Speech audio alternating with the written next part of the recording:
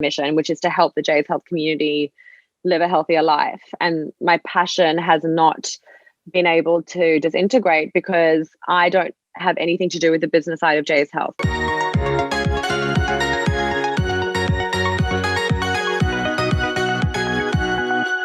Hi, I'm Jessica Sepel. I'm a clinical nutritionist and founder of JSHealth and JSHealth Vitamins. Jess, thank you so much for being on the podcast. Thank you so much for having me, honestly. It's such an honor. In terms of your experience with kind of food and nutrition, do you think that created a sense of kind of empathy and understanding that perhaps other women were going through a similar experience, and that, you know, that it could become a part of your brand and your storytelling, that, you know, there is a different way to think about nutrition? Yeah, that's exactly what happened. So sharing my story, I think I have to thank my mum, because she always encouraged my sisters and I to be super honest and vulnerable. Like, there was never shame in going through hard times, and there was never shame in sharing our struggles and our stories. We were not at all secretive. We kind of wear our heart on our sleeve. And I think that was very much thanks to my childhood and upbringing. And so for me to share my very vulnerable story of my struggle with my body image, with my relationship with food and my body, people were like shocked that I was being so honest and sharing the story, but they really could relate to it. And I think JSHealth hasn't changed over the last 8 or 9 years in the fact that that's what it is. It's a platform where women come, and I speak to them every day, you know, through social media and the blog.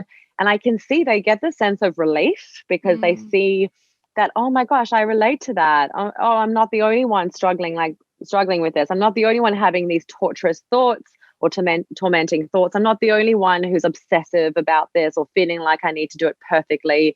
So they come to JSHealth, and together as a community, you know, I've never been this nutritionist like at the top, you know, dictating what to do and how to do it. I'm with the community, really on the journey with them, trying to block out the noise of the fad diet culture and really teaching women how to tune back into their bodies.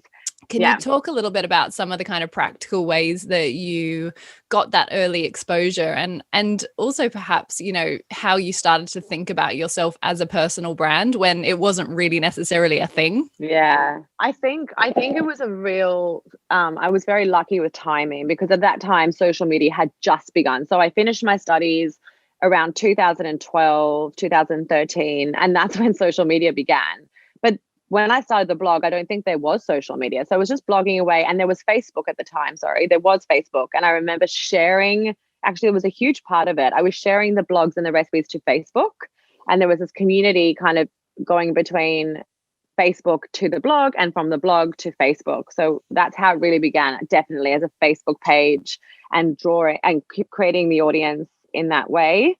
And then Instagram arrived soon after that. So I was sharing my content and my recipes on Instagram and on the blog. So the blog was really this kind of platform where I was sharing everything, sharing the content, and then I would share it on Instagram and Facebook. But you have to remember, when Instagram first started, it was like you weren't going to be famous on Instagram. You weren't going to have this crazy cool following on Instagram.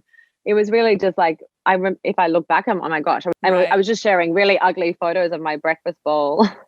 Or like, I mean, I just wrote a blog on how difficult my body image has been this week. And then I would share it on Instagram or Facebook. So I definitely think I did utilize the beginning of social media and very much added new content to the blog every week. So I remember being very fastidious. I had this mentor who I met up with, and she had this amazing blog. And she said, you've got to commit to sharing content every single week. So it was so busy for me because I was studying and I was practicing as a nutritionist.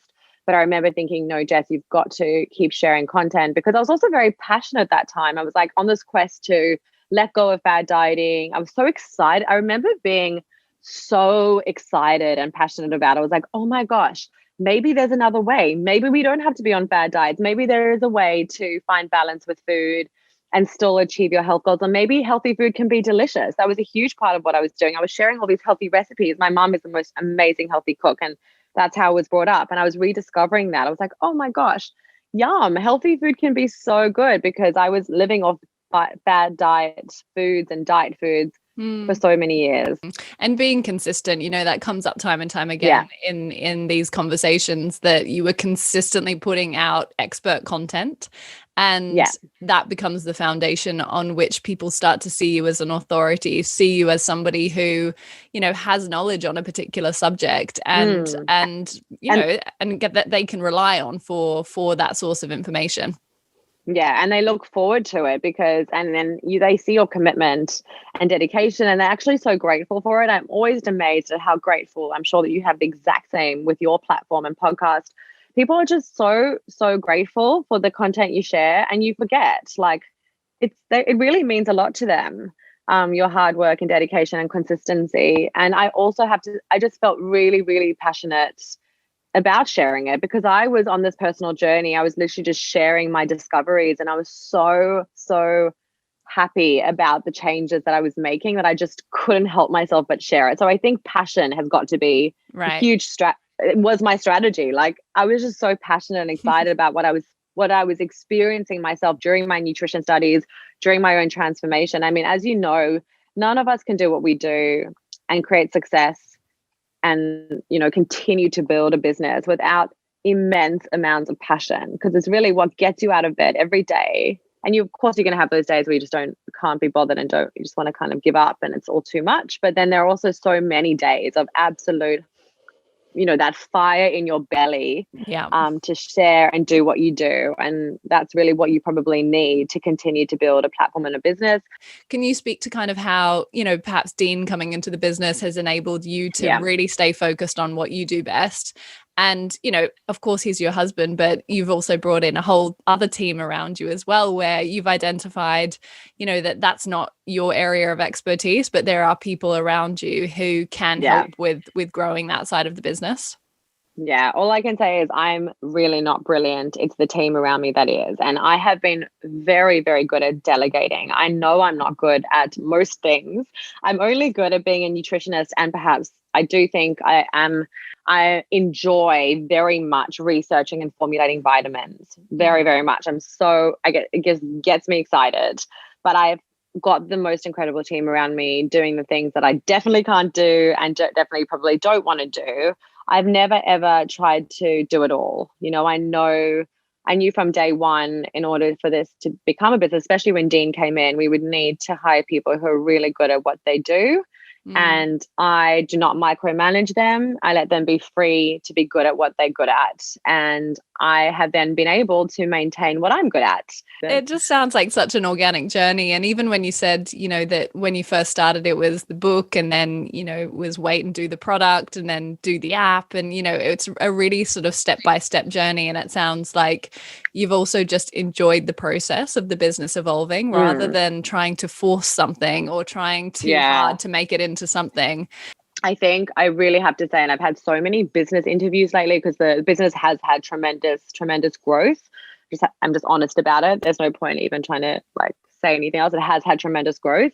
And it's so funny because reaching the KPIs and getting to all the valuations the company's had, and it's so disappointing in relation to the journey. Like, it is every single day being with the team, formulating the vitamins, coming up with recipes, nourishing the community. It's so much more gratifying and satisfying than the business goals being reached. And I think the other thing I have been very good at is maintaining my heartfelt purpose and mission, which is to help the JSHealth community live a healthier life. And my passion has not been able to disintegrate because I don't have anything to do with the business side of JSHealth very much. So I'm still doing what I did at the beginning of JSHealth. I think if I was very much in the business side of things with the numbers, I would have lost sight perhaps of my mission and my purpose. So I've maintained that sense of purpose and my passion to help people live a healthier life through the journey. And I think people can feel that care. And that's probably been a huge part of JSHealth's success, is that I'm still there and I still care. And it was never in the beginning about a business or making money. It was always about, how do I help the JSHealth girls live a healthy life? What recipes can I create for them? What content can I provide for them that's going to make them feel better or help their relationship with food? I think that's a big thing. I think if you go into building a business and you're first thing is, how do I make money? I think I think people can sometimes feel that. Right. So I think it can also steer you away from what is my purpose? Why am I doing this? I guess to conclude, Jess, I'd love to just hear from you, any advice that you would leave our audience with for somebody thinking about how to take all their passion and all their energy and all their enthusiasm for helping other people, for solving problems. How do you maintain that motivation? How do you get past the hurdles? How do you get past the days where you think, how am I going to get through this stage of wearing all the hats and, just getting by financially? The struggles. Yeah. What's your advice to somebody at that stage in their business? Oh gosh, I've had so many moments of wanting to give up. When you're running your own business, that actually is, every single day is just problem solving challenges. Like it is just that. Now I actually say to the team, I don't expect anything else. Like every day is just problem solving. It is just issues. So kind of when you succumb to it and understand that is business issues and challenges, you kind of just go through them. But I have to say, and I was saying it the other day, our biggest challenges in the company have actually pushed us forward. After going through them, the company has normally gone to the next level of success. So don't be afraid of the challenges, because they really do strengthen you up personally. But also, I think they do strengthen up your business skills and the actual business. So I really appreciate that, Jess. It's been so inspiring hearing your story. I love hearing, particularly as an Australian, I love hearing the success of other Australians. And, it's been a global success and it's phenomenal. So thank you for sharing it with us. Thank you so much for having me and the opportunity to be on your podcast, and congrats on everything that you have achieved. Thank you.